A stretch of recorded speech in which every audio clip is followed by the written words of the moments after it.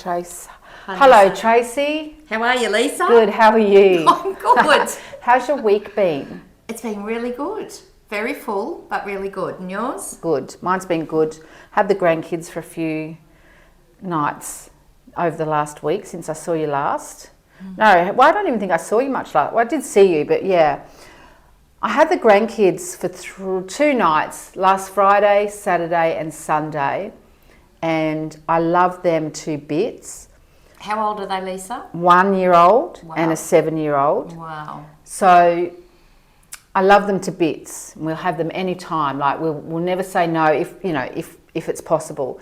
But oh, geez, I'm tired when they go home. And then we had our 1-year-old sleepover on Wednesday night, and he's 1, so he hasn't really got a sleep routine. He's got a routine, but he's unsettled of a night time. And so yesterday we dropped them off last night because we picked our granddaughter up from school, and we went to Dream World. And I mean, that was we took them both to Dream World, and we spent most of the time eating. And last night I almost felt like I said to Paul, my husband, I said, I might need to tell Tracy that I don't know that I can be functioning today to do anything with her. So, but anyway, here we are. So yeah, but it's nice. I love it. I love it. You were very, very courageous taking Dex to the movies. That's the 1-year-old. Yeah, we took him. That's right. We did that on Saturday, didn't we? Well, it's like, what do you do with a 7-year-old and a 1-year-old, right? And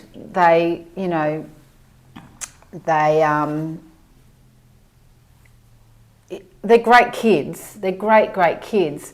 But to keep a 1-year-old, 7-year-old wanted to go to the movies. So yeah, no worries. See Minions and Monsters. I've never seen a Minions movie at the cinemas. Watched them on Netflix or Disney or whatever channel they're on. I was like, oh my Lord, okay. But anyway, we packed ourselves up, and there was only us and another family in the cinema. So when Dex was yelling and running around, really their kid was running up and down the stairs as well. So we were in good company. You were in like the lounge, right? So no, we're not in mainstream cinema. No, we were in mainstream. Yeah, cinema. They don't have Minions. Well, I don't think you can take. I could be wrong, and maybe it does depend on the movie. It wasn't in like the lounge on Saturday when we wanted to go, and I feel like there's a restriction on. In the gold class, I know Titan is a bit different. We go to the ones at Reading. The gold class, there's a 18 plus because they can bring alcohol in. I think that's the reason they can do that. Makes sense. I think you can still take alcohol in, like from that you buy from the cinemas, into the other one, but they don't serve it as such. They don't bring it in for you, I think. Anyway, it wasn't on. It was only in the good old original cinemas that we all used to have to put up with 20, 30, 40 years ago. Not the gold class, not the Titan Lux, which was just perfect for us because we didn't need to be running around in the gold class chasing each other. No. We did leave a slight mess of popcorn and bits and pieces on the floor. But No, I thought that was very adventurous and very courageous. I still remember with Ashley, I think the first time we took her, she would have been about 18 months, and I think we walked out halfway through. Not because she was naughty or anything, but she just, she wasn't interested. And then I think there was some tears. So I wonder what age group you took your babies to their first movie, but there you go. They used to have I don't know that I was that courageous with my kids, and that was a long time ago, but they used to have on a certain day a bubs and mums and bubs. They still do that. Oh, do they? You could take the prams. It didn't matter if the kids ran around, whatever. Yeah. No one cared because everyone in there had a kid that was probably going to run around. We had a good time. And then we went home straight after that, pretty much. But we had a full on. We did have a full on weekend because then there was there was a kite festival. I think it was something to do with the Indian community, and so there was all these kites. So we had to buy a kite, and we were running around flying kites and eating food, as you do. And we had a nice weekend. But I was tired, and I was tired yesterday after dropping Dex off, and I thought you would be. Yeah, but that's all good. That's what Yeah. you do. Well, that's what we choose to do. I know you don't. You can do whatever you like as a grandparent. Some grandparents don't make themselves as available, and that's perfectly fine. That's their choice. My philosophy is I only got them for a short time, and there will be a time that they don't want to be with us. That's right. So I don't know about you. As Trace said, what cinema age? When did you start taking your kids to the cinemas? And if you're a grandparent, I'd love to hear. Yeah, do you spend a lot of time, if you can? I know some grandparents are away from their, family, so they don't get that choice, I guess, to spend as much time. But I think if you think about in one of the previous videos that we did, talked about leaving Australia, one of the reasons that we don't want to leave here yet is because of the grandkids. Yeah. So that's our choice. But I'd love to know your views, what you do with your grandkids, if you've got any, if you haven't. Yeah, because as we were saying in I think it was our very, very first conversation, families these days are very segregated, whether it be interstate, overseas, etc. And there's also one of my friends on social media put up a post during the week, and she was saying how she was so devastated because her son basically chose to cut several ties with her, but there is no reason.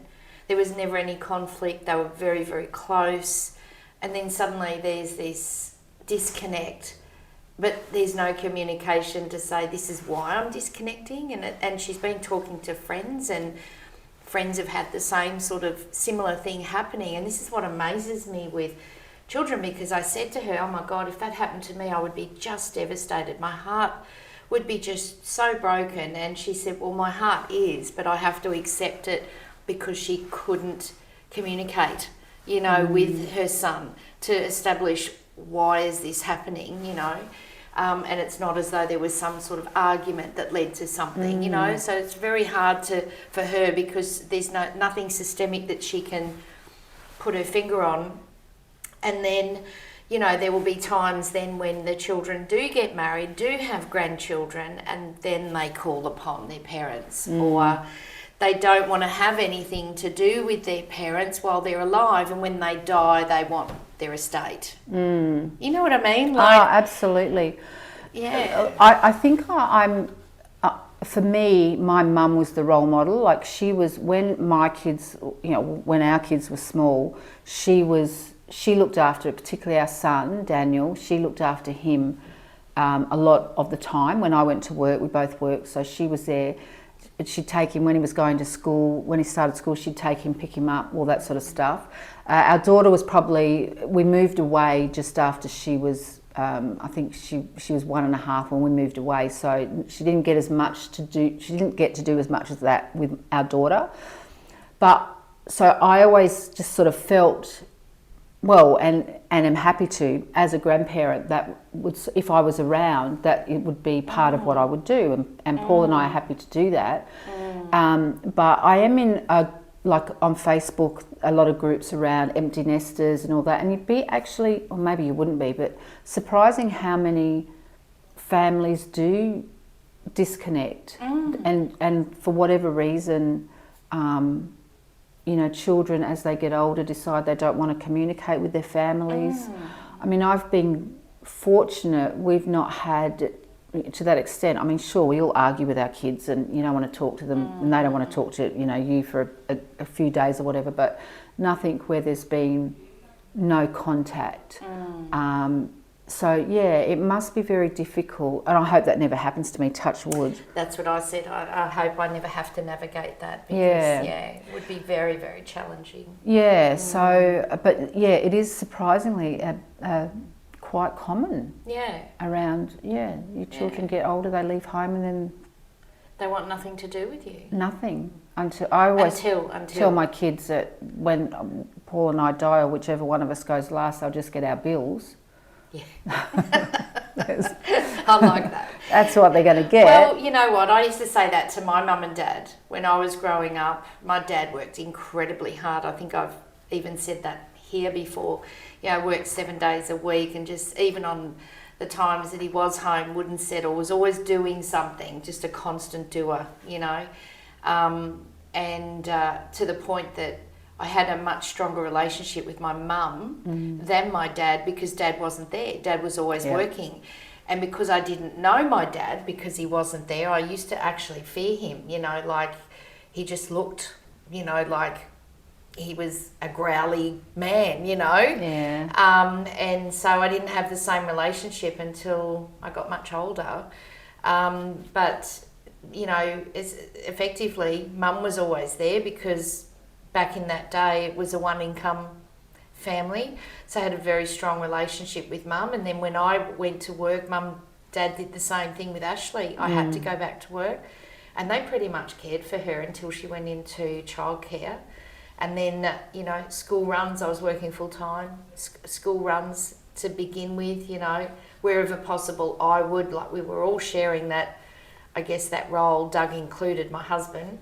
So, yeah, that's why they say it takes a village, and yet I can see all this disconnect lately, and yeah, it's just heartbreaking. Remember there used to be, and maybe I call it a fad, and I'm not sure if fad's the right word, because I'm sure there were very legitimate reasons why this happened, but it seemed to be, I don't know, and I don't even think it was on social media. I don't even know that social media was around, but there was this whole thing about divorcing your parents. Yes, I remember that. Yeah. I think, wasn't that around the era of Brooke Shields? There was a lot of, Yeah. you know, because she had a very toxic relationship with her mum, and they actually did go to court. Don't quote me on that, but it's Brooke Shields that comes to mind, wanting to divorce her parents so that they didn't have the influence over her. Yeah. You know? So I don't know whether that's just a thing Britney still. Spears. Yeah, well, she's another interesting, that whole family dynamic is, but yeah, I don't know whether it's actually gone away. It's just not, you know, I don't know what it's called anymore, but I think it's a problem for some older parents as your children get older. It's one of those things that I, like you, I've never had to navigate, and hopefully I do never have to navigate it. And that's, you know, that is my philosophy. While I can with the grandkids, I will, because there will be a time they don't want to, and I get that. And our daughter lives overseas, so I don't get to see her that often, like physically. So there is, for some parents, as you become an empty nester, it can be hard. Just with the child thing, not even necessarily navigating your own life without your children being part of it, and what does that, not who do you become, but how do you reinvent yourself if you know, as a mother or a father, without the children around, you know, how do you do all that? I think that is a becoming. Yeah. I really do. I think, you know, and that's where I guess when you are navigating it, if you have to, maybe you can tell us if you've been through that, how you've navigated it. Because I always say there's opportunity with everything, you know, and, you know, maybe for some of those parents, they have been the helicopter parents, or, you know, maybe there's a sense of freedom for the child when they're independent and navigating life on their own, and they don't want that influence, you know, because they want to stand on their own 2 feet. Like there doesn't need to be conflict. It's just really interesting. Yeah, definitely. Because there's so many dynamics. Because you build your family and your family relationships based on, you know, generally, you know, you and your partner, and the kids. But when that, you know, when people grow up and then, you know, someone else comes in, like a partner of the kids enters the, you know, the relationship. How does that? Yeah. There's all those things to navigate as you get older. It's not, but I feel for your friend, because I think there would be many more things much more heartbreaking, I'm sure, but that would be very heartbreaking to think that you've, you know, as a parent, you've just no idea why. Like, that's right. That's the big thing. It's like everything, you know. It's the what happened. Why did this happen? You know, when you can't finger point anything. You know, and how could you not, you know, reflect and feel in some way, shape, or form somehow responsible for that, and how easily you could go down a rabbit hole with that in terms of your own thinking and what that absolutely. could absolutely do to you, you know? Yeah. Because that's what we do, don't we, as parents, when things happen, it's like, oh, what did I do wrong? Yeah. What did I do wrong? And the reality is that, as we all know, there is no manual for parenting. We all get it wrong, but we also get a lot right. And I think we get the main things right, the things that really matter. Our kids will always remind us of the things that we don't get right, because that's what will dominate as and they we were become all adults. kids once. That's we were, right. we are children of someone. So do you know what's interesting, right? I always remember growing up, my mum and my dad, well, I told you my dad was a workaholic, never ever settled. Well, my mum was OCD, so mum would constantly clean. And she put a feather duster in my hand, or Mr. Sheen, you know, so that I could help her. That was us spending time together, you know.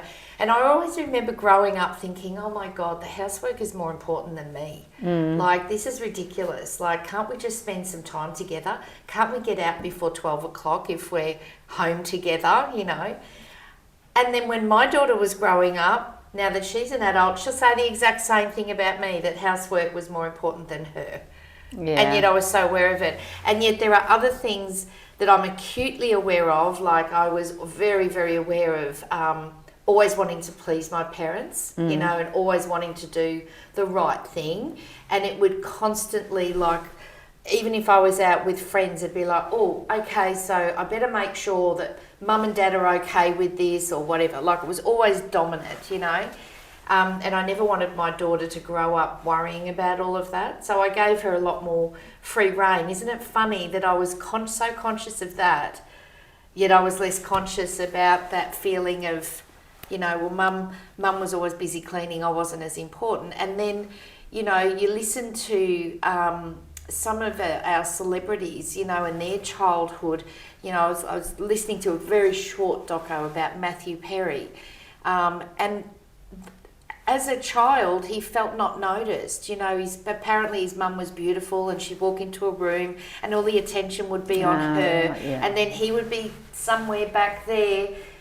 He just wanted his mum to turn around, you know, and actually focus on him. Yeah. And how that then led to a life of addictions. Like, the smallest little thing as a child can have such a telling, you know, it can be such a telling aspect in your adult life. Yeah, and you know, hindsight is a wonderful thing to have. I think, as you said before, Tracy, there is no manual or handbook that comes, and we generally do tend to learn our parenting skills from the people who parented us. And I've learnt my grandparenting skills from my own grandparents who have been passed away for many, many years, but also how I saw my mum grandparent my children. So, you know, we get it wrong, we get it right, but I'm a big believer. I think most of us do the best that we can do, because, you know, none of us have ever lived this next minute or the next hour or, you know, the next day, and we just navigate life. And parenting, for a lot of us, or grandparenting as well, is one of those things that you have to, you know, add on top of the complexity of just being a human being. Yeah. So, yeah, I think it's interesting. It's. I love being a parent. I think I'm a better grandparent than I was a parent, but you know, because I've got the hindsight of being a parent and even though you try not to do the things you did as a parent, I still, you know, sometimes you say things with absolute, you know, unintentional. You know, there's no intention behind it, but as soon as it comes out of your mouth, you're like, that was not the right thing to say at this point in time to that child or that, you know, whoever. So I always believe, don't be hard on yourself unless you're a really horrible person and you're abusing or, you know, children in some way, shape or form. We're all doing the best we know how. And yeah. So give us your parenting tips. Give us your grandparenting tips, your parenting tips. Any, you know, if you're an empty nester, We'd love to hear from you because I've navigated that. You haven't really navigated that yet, Trace, even though Ash is an older, a young adult. We'd love to hear all your tips and maybe we can discuss them in future conversations. 100%. There might be some great ones. There might be some quirky ones as well that we never thought of. Yeah. But yeah. So that was, very impromptu conversation for Truth, Courage and We didn't even tell you our teacups or our tea or our water or anything, but that's okay. Mine's in a little flask today. I have a very special formula in here. I might talk about that another day too. But it was lovely to see you, Lisa, and lovely to see you guys, and hope that you can join us next time.